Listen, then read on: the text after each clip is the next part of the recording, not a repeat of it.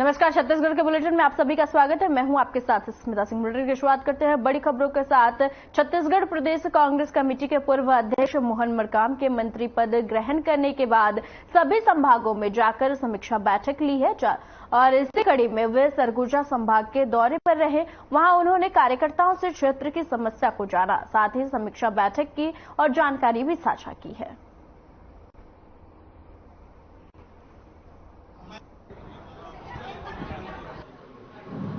सन्ना और जसपुर के भी हमारे सभी कार्यकर्ता हैं, मैं उनको भी मैं सभी को स्वागत करता हूं। आप सबके आशीर्वाद से संगठन का 4 सालों तक दायित्व निभाया। आप सबने हर तरह जो भी निर्देश होते थे, जो भी आदेश होते थे, उसको आप सबने सरगुजा के साथियों ने अच्छा पालन किया। अभी सरकार में एक जिम्मेदारी मिली है, क्योंकि मेरा कार्यकाल 3 साल पूरा जिम्मेदारी लिया था, तो अभी सरकार में काम करने का मौका मिल रहा है। छत्तीसगढ़ की जनसंख्या का 85% से अधिक एसटी, एससी, ओबीसी, माइनॉरिटी विभाग की जिम्मेदारी मिली है। इन विभाग के कल्याण के लिए योजनाएं केंद्र सरकार भी, राज्य सरकार भी संचालित करती है। उन योजनाओं का लाभ जमीनी स्तर पर क्रियान्वित हो रहा है, नहीं हो रहा है, उसको जानने समझने के लिए मैं आपके बीच आया हूं। अभी मंत्रालय स्तर के अधिकारी माननीय मंत्री जी हैं, पहले बार आए हैं। मंत्री बनने के बाद सरगुजा में उनका स्वागत है और अपने विभागों की समीक्षा कर रहे हैं। कहाँ कमी अधिक है देख के सुधारने का भी काम करेंगे और आगे का मार्गदर्शन भी देंगे। अच्छा रहेगा, सरगुजा ही नहीं पूरे छत्तीसगढ़ के लिए अच्छा रहेगा। पूरे छत्तीसगढ़ के मंत्री बनाए गए, सिर्फ सरगुजा के लिए थोड़ी बनाए हैं। तो छत्तीसगढ़ के सभी जिलों का दौरा कर रहे हैं और जहां उनको लग रहा है कि यहाँ कमी है, उसको सुझाव देकर अधिकारियों को निर्देशित कर रहे हैं, उसको ठीक कर रहे हैं। क्या उद्देश्य लगता है? चुस्त दुरुस्त सरकार करना, प्रशासन को चुस्त दुरुस्त करना, कहीं कमी न हो, जनहित में जो जन भावनाओं का अनुरूप जो शासन चाहती है उसके अनुरूप हो रहा है नहीं हो रहा है, उसको ठीक ठाक करने का काम कर रहे हैं। मोहन मरकाम जी 4 साल तक हमारे प्रदेश के कांग्रेस के बहुत ही ऊर्जावान अध्यक्ष रहे और उनके कार्यकाल में कांग्रेस संगठन ने नई ऊंचाइयां को छुआ और 3 साल बाद उनका कार्यकाल समाप्त हो चुका था। 1 साल अतिरिक्त उन्होंने कार्य किया प्रदेश संगठन के रूप में। फिर सरकार में वो सभी शामिल हुए, सरकार में मंत्री के पद का दायित्व उनको मिला। तो वो जैसे ही उन्होंने मंत्री पद का शपथ लिया और पदभार ग्रहण किया, तत्काल उन्होंने संभागीय दौरा प्रारंभ किया है। पहले दुर्ग और रायपुर का दौरा संपन्न करके उन्होंने सरगुजा संभाग में अपना दौरा के रूप में यहाँ आए, कार्यकर्ताओं से मुलाकात किया, संभागीय अधिकारियों की बैठक, टोटल समीक्षात्मक उनका दौरा चल रहा है, जो संगठन और सरकार के कामकाज को एक नई ऊंचाइयां देगा। ट्राइबल विभाग में बहुत समस्याएं स्कूलों में, इस पर क्या कहना है? और ट्राइबल स्कूलों में समस्याएं हैं, इसी के लिए तो मंत्री महोदय का दौरा हो रहा है और वो नए सिरे से अपने तरीके से उनकी जो कार्यशैली है, बड़े पाबंद है वो समय के कार्य के, तो निश्चित रूप से वो समस्याओं को दूर करने में भी। क्या इस बार भी 14 सीटें आएंगी सरगुजा क्षेत्र? निस्संदेह 14 सीट महाराजा साहब टीएस बाबा साहब का नेतृत्व के आधार पर हम निश्चित रूप से मान सकते हैं कि 14 की 14 सीट हमारे लिए कांग्रेस में आएगी। भूपेश सरकार वापसी करेगी? कोई शंका ही नहीं है। राम जी का सरगुजा का प्रेम है, वो अपना पहला दौरा जो है सरगुजा से ही करना चाहते थे और 2 दिन पहले हम लोग रायपुर में मिले भी थे उनसे, तो हम लोग को रायपुर में ही पता चल गया था कि वो सरगुजा आ रहे हैं और उनको मतलब ये लगता है कि सरगुजा में जो आने से तो माँ महामाया का नगरी भी है, तो उनका पहला दौरा जो है माता महामाया को प्रणाम करने का ही था उनका और लोगों से मिलने का, अपने कार्यकर्ताओं से मिलने का था और अपने कार्यकर्ताओं से बहुत ही ज़्यादा प्रेम करते हैं। तो हम लोगों ने उनके अध्यक्ष के रूप में भी उनको देखा है, बहुत ही ऊर्जावान अध्यक्ष रहे हैं और लोगों से मिलना जुलना उनका मतलब एक अलग ही ढंग से मिलते थे। वो ये नहीं लगता था कि वो अध्यक्ष हैं, कभी भी उनमें घमंड नहीं आया। अपने पद का जो था वो गरिमा बनाए रखे थे और अनुशासन प्रिय भी रहे हैं। सरगुजा वासियों के लिए क्या उपलब्धियां मिलेंगी इनसे? सरगुजा वासी को बिल्कुल मतलब आने सौगात मिलेगा उनसे। आप अभी देखे होंगे, यहाँ पर रहे होंगे, तो वो मतलब अपने कार्यकर्ताओं का जितने भी बात आया है उसको नोट कर रहे थे और मेरे को विश्वास है उसका निराकरण जरूर करेंगे। अभी समीक्षा बैठक हुई है, मरकाम जी आए थे, जिसमें हम सबको संगठन में मिलकर काम करना है और फिर से एक बार सरगुजा से 14 सीट हमको देना है। क्या सरगुजा वासी को उपलब्धियां दे सकते हैं मोहन मरकाम जी? जो काम बचे हुए हैं उस काम को वो पूर्ण करेंगे और उन्होंने कहा है कि हम ज्यादा से ज्यादा करने की कोशिश करेंगे। यानी मतलब सरकार वापसी करेगी? जी बिल्कुल। एजेंडा कुछ भी नहीं था,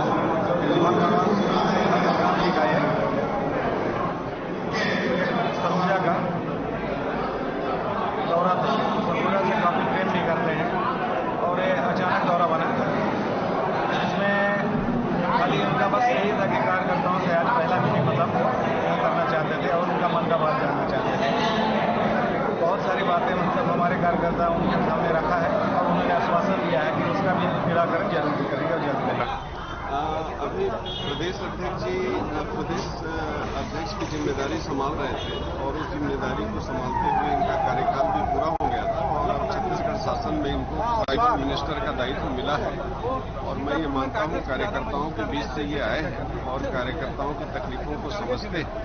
उस आधार पर जिला कांग्रेस कमेटी की बैठक में सबसे पहले शामिल हुए और कार्यकर्ताओं से रूबरू हुए, उनकी तकलीफों को सुनने का समझने का प्रयास भी किए और जानकारी लेकर वो समीक्षा बैठक में जा रहे हैं। और मैं ये मानता हूं कि जानकारी लेकर जाने से बहुत ऐसी जानकारी उनको मिली है कि समीक्षा बैठक में भी काम कार्यकर्ताओं की मंशा के अनुरूप आम जनता की तकलीफों को जो कार्यकर्ताओं के माध्यम से जानकारी मिली, उस आधार पर जब वो सुधार कराने का प्रयास करेंगे तो और ज्यादा बदलाव हम लोगों को ट्राइबल डिपार्टमेंट में देखने को मिलेगा।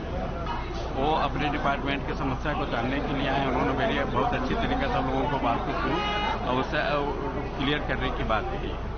आज अभी वो निरीक्षण के लिए निकल रहे हैं। रणनीति के अनुसार कांग्रेस सरकार वापसी करेगी?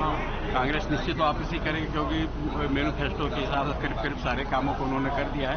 कुछ बिंदुएं बाकी है, उसको भी पूरा करने जा रहे हैं। अपना परिचय बताइएगा। मैं सुधांशु कुमार गुप्ता, किस पद में है? महामंत्री जिला सरगुजा। अच्छा, अभी वर्तमान मोहन मरकाम जी आए, इस पर क्या लगता है आपको? वो अपने डिपार्टमेंट की समस्या को जानने के लिए आए। उन्होंने मेरी बहुत अच्छी तरीके से लोगों को बात को सुनी और उससे क्लियर करने की बात कही। आज अभी वो निरीक्षण के लिए निकल रहे हैं। रणनीति के अनुसार कांग्रेस सरकार वापसी करेगी? कांग्रेस निश्चित वापसी करेगी क्योंकि मैनिफेस्टो के हिसाब से करीब सारे कामों को उन्होंने कर दिया है। कुछ बिंदुएं बाकी है, उसको भी पूरा करने जा रहे हैं। आज अंबिकापुर में मोहन मरकाम जी पधारे हैं, तो इस पर क्या मीटिंग है, क्या चीज खास तौर पर रखा गया है? यहाँ प्रोपेजेंडा क्या है? एजेंडा कुछ भी नहीं था,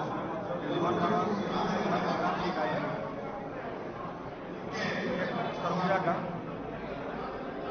दौरा था, सरगुजा से काफी प्रेम नहीं करते हैं और ये अचानक दौरा बना, जिसमें खाली उनका बस यही था कि कार्यकर्ताओं से आज पहला मीटिंग मतलब वो करना चाहते थे और उनका मन का बात जानना चाहते थे। बहुत सारी बातें मतलब हमारे कार्यकर्ता उनके सामने रखा है और उन्होंने आश्वासन दिया है कि उसका भी निराकरण जल्द करेंगे और जल्द करेंगे। आने वाले समय कांग्रेस रिपीट करेगी? जी, आने वाले समय कांग्रेस रिपीट करेगी। और सफी अहमद जी, वर्तमान में मोहन मरकाम जी आए हुए अंबिकापुर में, इस पर क्या कहना है आपका? अभी प्रदेश अध्यक्ष जी प्रदेश अध्यक्ष की जिम्मेदारी संभाल रहे थे और उस जिम्मेदारी को संभालते हुए इनका कार्यकाल भी पूरा हो गया था और अब छत्तीसगढ़ शासन में इनको प्राइवेट मिनिस्टर का दायित्व मिला है और मैं ये मानता हूँ कार्यकर्ताओं के बीच से ये आए हैं और कार्यकर्ताओं की तकलीफों को समझते हैं। उस आधार पर जिला कांग्रेस कमेटी की बैठक में सबसे पहले शामिल हुए और कार्यकर्ताओं से रूबरू हुए, उनकी तकलीफों को सुनने का समझने का प्रयास भी किए और जानकारी लेकर वो समीक्षा बैठक में जा रहे हैं। और मैं ये मानता हूं कि जानकारी लेकर जाने से बहुत ऐसी जानकारी उनको मिली है कि समीक्षा बैठक में भी काम कार्यकर्ताओं की मंशा के अनुरूप। खबर बिलासपुर से है, जहां भारतीय जनता पार्टी के विधायक रजनीश सिंह और डॉक्टर कृष्णमूर्ति बांधी ने योजना के विस्तार से जानकारी देते हुए बताया कि भारतीय किसानों को नैनो टेक्नोलॉजी का लाभ दिलाना है और साथ ही बताया कि सब्सिडी को कम करने और पूरे देश में सभी किसानों को एक साथ उन्नत खाद और पोषण तत्व उपलब्ध कराने की योजना बनाई है और कहा कि इस एकत्रित योजना का नाम है प्रणाम।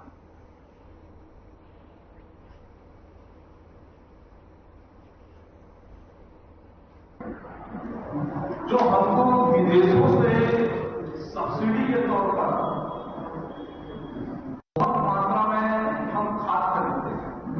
उदाहरण के लिए हम यहाँ पे किसानों को 5 रुपए में खाद देते हैं, 5 रुपए प्रति किलो के हिसाब से, और विदेशों से खाद को हम 65 रुपए किलो के हिसाब से खरीदते हैं और सब्सिडी दे करके किसानों के लेकर के हमको उस पर देते हैं। लेकिन अब की बात जो टेक्नोलॉजी है, जिस तरीके से प्रणाम योजना के अंतर्गत है, उसमें एक नैनो टेक्नोलॉजी के साथ, दूसरा सब्सिडी को कम करने की दृष्टि से, और एक रूपता के साथ, क्वालिटी के साथ खाद देना चाहती है। अब खबर रायपुर से है, जहां छत्तीसगढ़ के राज्यपाल विश्वभूषण हरिचंदन आज मंगलवार को राजभवन में राज्य के सभी शासकीय विश्वविद्यालय के शैक्षणिक गतिविधियों, अनुसंधान कार्य एवं अन्य कार्यों की समीक्षा किया और इसमें सभी विश्वविद्यालय के कुलपतियों को बुलाया गया और बैठक में उच्च शिक्षा विभाग के वरिष्ठ अधिकारी, सभी शासकीय कर्मचारी भी मौजूद रहे। बैठक में उच्च शिक्षा विभाग के वरिष्ठ अधिकारी, सभी शासकीय विश्वविद्यालय के कुलपति उपस्थित रहे और बैठक में राष्ट्रीय शिक्षा नीति 2020 के क्रियान्वयन की स्थिति, नैक द्वारा विश्वविद्यालयों एवं संबद्ध महाविद्यालयों के मूल्यांकन की स्थिति, ग्रेडिंग और संस्थानों द्वारा नेक ग्रेडिंग सुधारने के लिए किए जा रहे प्रयासों की भी समीक्षा की।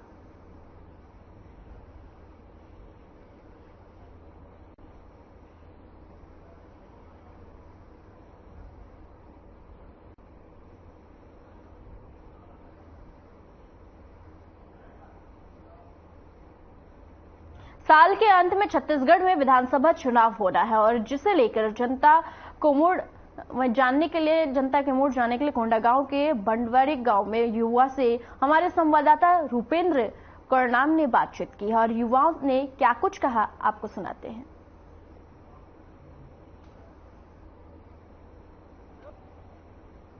महंगाई बहुत ज्यादा है। आज टमाटर का भाव भी 120। आप मन हर हफ्ता बाजार करते हो? हाँ। तो कतका में आप मन के बाजार हो जाते? 1000-1200 हर सप्ताह। 1000 के सामान में आप मन के एक हफ्ता गुजर जाते? नहीं गुजरे। तो पहले के जो अपेक्षा में महंगाई रही से और आज की अपेक्षा में कतका बढ़ गए है? पहले तो कम रही से, अभी की अपेक्षा में ज्यादा ही बढ़ गए है, बहुत ज्यादा से महंगाई है। तो गैस और सिलेंडर के दाम भी तो बढ़ गए हैं? सबके बढ़ गए हैं। तेल, दाल, आटा, चावल सभी के रेट बढ़ गए। तो अभी आप मन रसोई में जब सभी सामान बढ़ गए थे तो घर चलाए कतका मुसीबत के सामना करे पड़ा थे? मुसीबत के सामना करना तो पड़ा थे, फिर अब कैसी भी करके तो चलाना है और चलना है, तो जिंदगी जीना ही चाहिए। तो सरकार तो कहते हम महंगाई कम करत हन, बेरोजगार मतलब रोजगार देवथन कह के कहा थे। देवन दे सरकार बेरोजगार है, मतलब दही तभी तो काम चली भाई।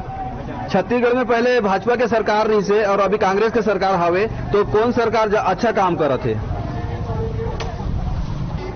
बताइए कौन सरकार बढ़िया काम करत है? सरकार कांग्रेस। अच्छा, आप मन के गांव में का आवश्यकता है, जैसे कि पुल, पुलिया, सीसी रोड, पेयजल सुविधा इत्यादि, का सुविधा आप मन के? अभी लगाए हैं लेकिन पानी तो हमारे तरफ आ भी नहीं है। जो अभी नाली वाला लगाई है वो बताओ ना, और सड़क भी 2-3 सड़क है, रोड है, वो कीचड़ से भरे हुए हैं। मैं डोंगर के साथ। आप कृषि से जुड़े हुए हैं? मेरा खेती का, मैं कृषि ही करता हूँ। क्या क्या फसल उगाते हैं? मैं धान, मक्का, सब्जी भाजी, दोड़का, करेला, जितने भी 4-5 प्रकार का सब्जी भाजी उगाता हूँ। नहीं भैया, कोई दिक्कत नहीं है। हम लोग 40 रुपये में बेचते हैं, उसके बाद भी हमारा मजदूरी, बीज खाद का पैसा नहीं निकल पाता। खाद लगभग सरकारी रेट है 1400-1500 रुपये कुछ है, मार्केट में 1800-1900 रुपये में DAP मिल रहा है। 266 रुपये की यूरिया 350-450 में खरीद रहे हैं। नमस्कार, इस वक्त हम हैं केशकाल के साप्ताहिक बाजार में, जहां पर कुछ माता बहनें हमारे साथ अभी जुड़ रहे हैं। क्या नाम है आपका? कहाँ से हैं, कौन से गांव से हैं? आज आप साप्ताहिक बाजार में सब्जी भाजी खरीदने आए हैं। पहले जो है कितने रुपए में आपका थैला भर जाता था और अभी कितना में रुपए लग रहा है थैला भरने में? थैला भरने पूछो मत, 1000 रुपये भी लेके आओगे थैला नहीं भरेगा। ये छोटा सा थैला 1000 से भी नहीं भरता? नहीं भरता, कहाँ से भरेगा? 20 रुपया, 30 रुपया, 40 रुपया, यहाँ हर एक चीज का। टमाटर ही को देखो 120 रुपया, 150 रुपया किलो, कितना क्या करेंगे? तो अभी जो है आप आज कितना रुपए लेके आए थे बाजार? 1000 लेके आई। और 1000 में क्या क्या खरीदी की है अभी तक? अभी आई हूँ, खरीदी कुछ नहीं, 2-4 सब्जी खरीदी हूँ अभी। तो उम्मीद है आप 1000 में सप्ताह भर के लिए सब्जी खरीद पाएंगे? नहीं खरीद पाएंगे। 1000 में भी आपका जो है घर का बजट गड़बड़ा जाता है। हाँ। और आपको जानकारी है सिलेंडर का क्या भाव है इस समय? 1200 रुपया हो गया सिलेंडर। और बाकी जो रसोई के जो सामान है वो सभी वैसी है। राहर दाल तो देखो वही, सभी चीज का तो महंगाई है। तो इसको महंगाई को कंट्रोल में कैसे कर सकते हैं, कोई जानकारी है? कुछ कह पाएंगे? कहेंगे अब सरकारी खा दिया तो हम क्या करेंगे भाई, आम जनता। तो इससे पहले की सरकार अच्छी काम कर रही थी कि अभी की सरकार कर रही है? पहले की सरकार अच्छी थी ना, अभी सरकार अच्छी है। आपने मतदान किया था? हाँ किए थे। क्या सोच के मतदान किए थे? हम सोचे थे कांग्रेस का सरकार है तो गरीबी लोग का वो है तो कुछ हो रहा, तो कुछ भी नहीं हो रहा है। इससे पहले छत्तीसगढ़ में रमन सिंह की सरकार थी, उससे आप खुश थे? नहीं थे, इसीलिए आप लोगों ने बदलाव लाया। बदलाव किए होगा बोले, लेकिन यहाँ तो और बढ़ रहा है। कांग्रेस की सरकार तो किसानों को कर्जा माफ कर रही है, बिजली बिल हाफ कर रही है। खाली किसान लोग को देख रहे हैं, हम जैसे मजदूरों को देखे ना भाई। हाँ, तो हम जैसे मजदूरों को देखे ना, कमाने जाते ना वही निकल के पता चल जाता है। धूप में इतना रोटी तो मिलता नहीं ढंग से। महंगाई देखो तो इतना है, पूछो मत। तो महंगाई की जो मार है उससे काफी ज्यादा मतलब परेशानियों से जूझ रहे हैं। हाँ। आम जनता जो है परेशानियों से जूझ रही है और सरकार को चाहिए कि महंगाई दर को कम करे, रोजगार मुहैया कराए। आपके घर में कोई सरकारी नौकरी पे है? कोई नहीं, सब मजदूर। नमस्कार, आप देख रहे हैं हर खबर छत्तीसगढ़। अभी हमारे साथ एक भाई हैं, भंडार मंडी से हैं। आइए उनसे कुछ क्षेत्र के समस्या के बारे में बात करते हैं। क्या नाम है आपका? मेरा नाम भावजी ने काम। अच्छा, आप किस विधानसभा क्षेत्र से आते हैं? किसका? आपके क्षेत्र के विधायक आपके गांव में कब आए थे?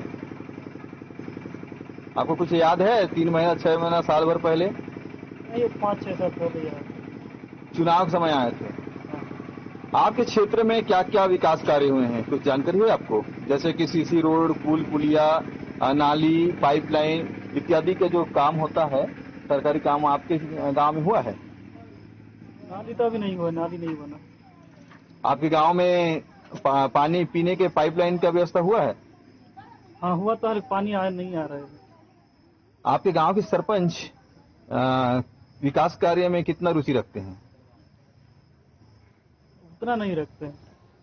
बराबर पंचायत आते हैं, बैठते हैं पंचायत? नहीं आते। ग्रामवासी की समस्याएं सुनते हैं? नहीं सुनते। बिलासपुर के पायल एक नया सवेरा फाउंडेशन ने बैगा जनजाति की बेटियों को पढ़ाई का बीड़ा उठाया है और आज बिलासपुर में मोहंती इंग्लिश मीडियम स्कूल में पायल एक नया सवेरा फाउंडेशन ने वनांचल क्षेत्र में रहने वाले राष्ट्रपति के दत्तपुत्र बेटियों का भविष्य सुधारने, उनकी शिक्षा की जिम्मेदारी ली है। पायल एक नया सवेरा लंबे समय से जनहित के कार्य और बच्चों की शिक्षा को लेकर शहर में कार्य करता रहा है और खासकर वनांचल क्षेत्रों में बैगा जनजाति को लेकर कार्य करता रहा है।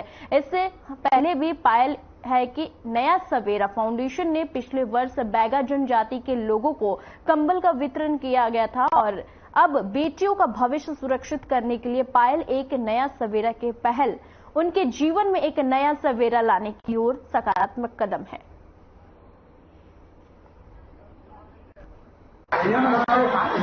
सभी जानते हैं कि शिक्षा पे सभी का अधिकार है और हम बैगा जनजाति के लिए पहले भी नवंबर में जैसे ठंड में उनके 300 परिवार के 500 लोगों के लिए कंबल स्वेटर हमने किया था।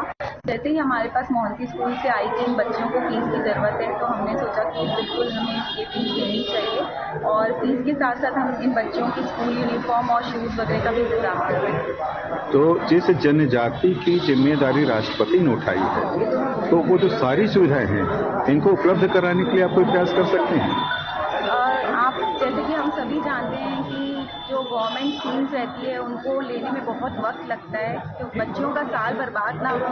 हम ज़रूर इस पर प्रयास करेंगे कि उनको जो गवर्नमेंट की स्कीम है उनसे भी लाभ हो, पर इनिशियल अभी जो हमसे बन पा रहा है वो हम करना चाह रहे हैं। बच्चों को शिक्षा के लिए जो आवश्यक सामग्री है उसके अलावा वातावरण भी चाहिए होता है, कैसे उपलब्ध कराएंगे? यहाँ पे तो अभी हम लोग प्लांटेशन का आगे प्लान कर सकते हैं। बच्चों को एक क्लीनलीनेस पे हम इनको अवेयर कर सकते हैं, आगे यहाँ पे कैंपेन लगा सकते हैं ताकि बच्चे खुद ही, क्योंकि हर चीज़ गवर्नमेंट की जिम्मेदारी नहीं है, स्वयं नागरिक की भी जिम्मेदारी है कि वो आगे स्वच्छ खुद भी स्वच्छ रहें और आगे अपना पर्यावरण को भी स्वच्छ रखें। पायल नया सवेरा फाउंडेशन का मैं बहुत बहुत धन्यवाद करती हूँ। बैगा जनजाति के 5 छात्राएं हमारे स्कूल में पहली बार बैगा जनजाति के छात्र हमारे स्कूल में एडमिशन लिए हैं और हमें हर्ष है कि इस फाउंडेशन द्वारा बहुत ही अधिक मदद की जा रही है। बच्चे भी उत्साहित हैं ताकि वे अच्छे से पढ़ सकें, इसके लिए वे बहुत हर्ष महसूस कर रहे हैं और साथ ही साथ शाला परिवार की ओर से मैं फाउंडेशन का बहुत बहुत धन्यवाद अदा करता हूं। ये एक संरक्षित जनजाति है जिसके लिए सरकार की पूरी स्कीम है, इस स्कूल में इनको फायदा क्यों नहीं मिल रहा उसका? प्रथम बार इन्होंने एडमिशन लिया है, जो भी अगर सुविधा मिलेगी सरकार से हम पूरा प्रयास करेंगे कि पूरा सहयोग सरकार की तरफ से जो दिया जा रहा है वो मिल सके, पूरा लाभ इनको मिल सके। मेरा नाम श्रीमती अंजना लाल है, मैं मोहंती स्कूल की प्राचार्य। सभी जानते हैं शिक्षा में हर किसी का अधिकार है। फाउंडेशन का यही प्रयास है कि कोई भी बच्चा शिक्षा से वंचित न रहे, तो इसीलिए आज मोहंती स्कूल से हमारे पास आया था कि 5 बच्चियों हैं जो बैगा जनजाति की बच्चियाँ हैं उनकी फीस भरनी है, तो हमने तुरंत ही ये डिसाइड किया कि आज यहाँ पे आके बच्चियों की फीस भरेंगे। सुकमा जिले में महीने भर में दूसरी बार नाबालिग से दुष्कर्म का मामला सामने आया है। अब इस मामले पर आदिवासी समाज और बीजेपी कार्यकर्ताओं ने हॉस्टल के बाहर प्रदर्शन किया है। वहीं कुछ ग्रामीण अपने बच्चों को आश्रम से वापस घर ले जाते दिखे और परिजनों का कहना है यहां हमारी बच्ची सुरक्षित नहीं है।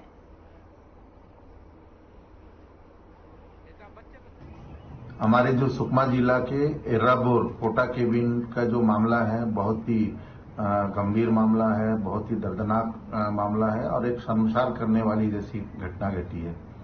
जिस प्रकार से कल हम लोगों को रात को जब पता चला कि एर्राबोर में कुछ घटना घटी है तो हम लोगों ने सारे पदाधिकारी मिलकर के जब सुकमा थाना में पहुंचे तो यहाँ की घटना की विस्तृत जानकारी हमको मिला, तो उस पीड़ित परिवार के बच्चों से हमको मिलने का अवसर मिला। सुकमा जिला में ऐसी घटना लगातार घटी है और पिछले 15 दिन पूर्व ही ऐसी घटना दोरनापाल में भी घटी हुई है, वो भी नाबालिग बच्ची ही थी, 5 साल की एक बच्ची थी। और आज वर्तमान में ऐसी घटना दोरनापाल से कुछ किलोमीटर पूर्व पोटा केबिन में घटित हुई है और वो बच्ची भी बहुत छोटी है। और हॉस्टल के अंदर मैं खुद स्वयं गई थी और सभी छोटे छोटे बच्चों से मैं जाकर पूछी, छोटे छोटे बच्चे इतने ज्यादा डरे हुए हैं, तो मैं खुद भी मतलब इतनी भावुक हो रही हूँ, रोना आ रहा है कि ना छोटे छोटे बच्चे रो रहे हैं और बोल रहे हैं कि हमको यहाँ नहीं रहना मैडम, हम जाना चाहते हैं। और वो बच्चे बोल रहे हैं कि 6 महीना साल भर पहले भी ऐसी घटना यहाँ घटित हो चुकी है और बच्चे अधीक्षिका मैडम को बता चुके हैं कि कोई व्यक्ति रात में खिड़की से घुसा था। आज जो घटना घटित हुआ एर्राबोर में बहुत ही जघन्य अपराध है, उसका हम भारतीय जनता पार्टी कड़ी आलोचना करती है। जिस तरह से आदिवासी बच्चियों पर अत्याचार हो रहा है, पूरा जिम्मेदारी यहाँ की स्थानीय विधायक का है, क्योंकि वो मंत्री भी है।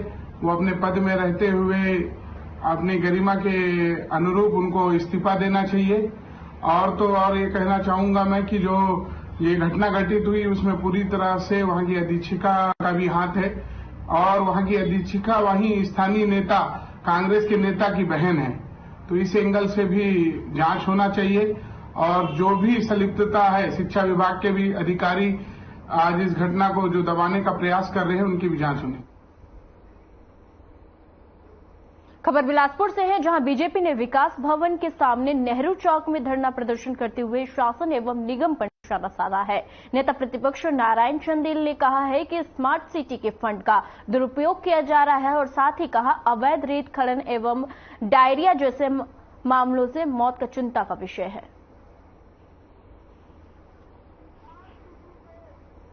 जब ये स्मार्ट शहर में घोषित हुआ तो बिलासपुर की जनता गौरवान्वित महसूस कर रही थी कि 100 शहरों में एक शहर हमारा बिलासपुर हो। और जब हमारी सरकार थी हमने कुछ एरिया बेस्ड डेवलपमेंट एबीडी